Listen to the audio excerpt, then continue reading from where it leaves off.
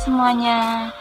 Jadi kali ini aku nggak mau bikin kreasi dari plastisin, tapi aku mau membahas tentang jenis-jenis plastisin ya.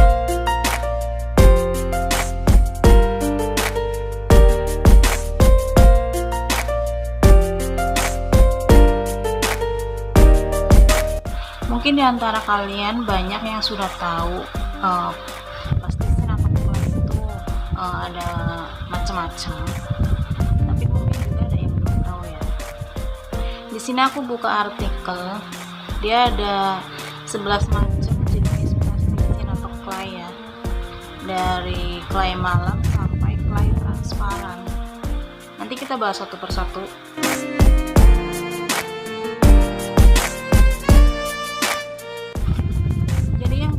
Ini ada clay malam ya. Clay malam itu sifatnya yang tidak mengeras kalau diangin-anginkan. Contohnya ya clay yang ini.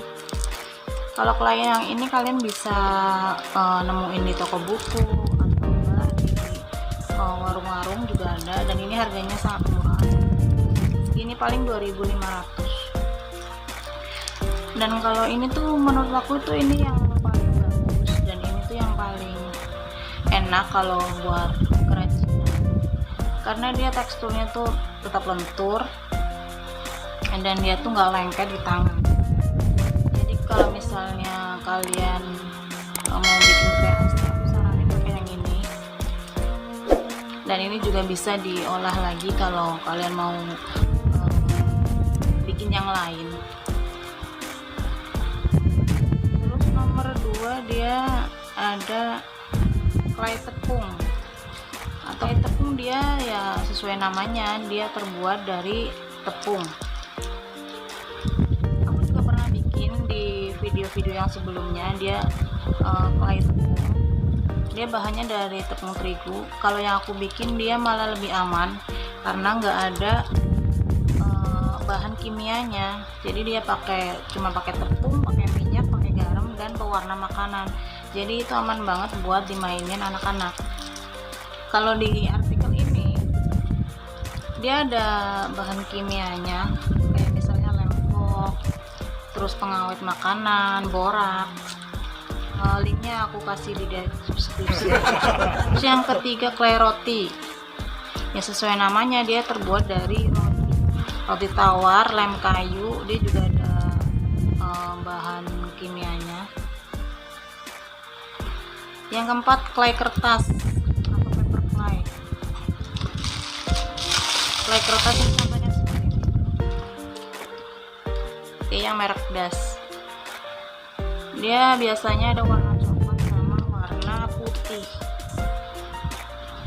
Dia terbuat dari kertas. Dia juga lumayan bagus, cuman dia di tangan tuh juga lengket-lengket gitu. Selanjutnya ada clay polimer. Clay polimer dia clay yang mahal, yang terbuat dari plastik dicampur warna dan bahan kimia lainnya. Ini contohnya ini. Ada aku nggak suka yang ini. Kenapa? Karena dia tuh lengket banget. Harganya mahal, selain harganya mahal juga lengket. Dia kalau aku bikin, dia tuh suka nempel di meja, jadi aku nggak suka. Jadi kalau clay polimer, dia hasilnya kalau diangin-anginkan dia akan kering, dan nanti hasilnya tuh keras. Contohnya kayak yang kemarin aku bikin ini. Dia ini dari clay polimer. Dia keras. Jumping clay, jenis clay yang mudah mengeras jika terkena udara. Ini jumping clay kayak clay polimer. Dan berikutnya ada clay Jepang atau Ardei clay atau Korean clay. Dia jenis clay yang bisa mengering kalau kena angin. Nanti tapi dia teksturnya tuh ringan seperti gabus. Contohnya tuh yang ini. Ini aku pernah bikin video tentang ini ya, bikin ini ya, burung hantu ini. Dan ini mengering, makanya aku kasih gantungan kunci. Kalau menurut aku ini bagus, harganya juga nggak mahal. Harganya isi 12 itu paling 20.000, 12 warna ya. Kalau buat kalian yang bisa berinovasi, yang bisa berkreasi, kalian bisa bikin gantungan kunci kayak gini terus kalian jual. Ini juga bagus ya, gantungan kunci, gantungan HP atau enggak bros. Ini lucu. Terus ada lagi clay yang asli ya, clay tanah liat. Karena ya tanah liat itu ya katanya tuh leluhurnya clay. Jadi dia yang menginspirasi adanya clay adalah tanah liat. Karena dari dulu manusia udah kenal sama tanah liat, suka dibikin gitu ya. Ada juga clay imitasi. Ini adalah jenis clay yang populer di industri otomotif dan digunakan untuk membuat model produksi. Kelebihan clay imitasi adalah dapat digunakan secara berulang-ulang jika dipanaskan kembali ya. Berikutnya ada clay gyps atau gypsum ya. Dia terbuat dari bahan kapur yang dikeraskan. Clay ini dibentuk ketika berupa adonan dan dikeringkan dan dicat. Yang terakhir adalah clay transparan. Clay transparan ini sesuai namanya, jadi bentuknya transparan, tidak bening seperti kaca. Clay transparan ini cukup mahal, termasuk jenis clay minyak. Jadi kalau saran dari aku, kalau kalian mau bikin kerajinan yang suka aku bikin, kalau kalian baru belajar, mending pakai clay yang ini, clay malam atau plastisin.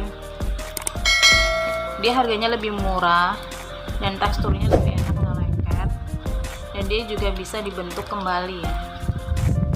Kalau kalian mau serius bikin usaha gitu, kalau kalian bisa berkreasi, kalian bisa bikin seperti ini, gantungan kunci atau buat yang di atas pensil itu ya, atau enggak bros, kalian bisa bikin pakai air dye clay yang dia kering, dia angin-anginkan kering, dan hasilnya tuh dia ringan seperti gabus.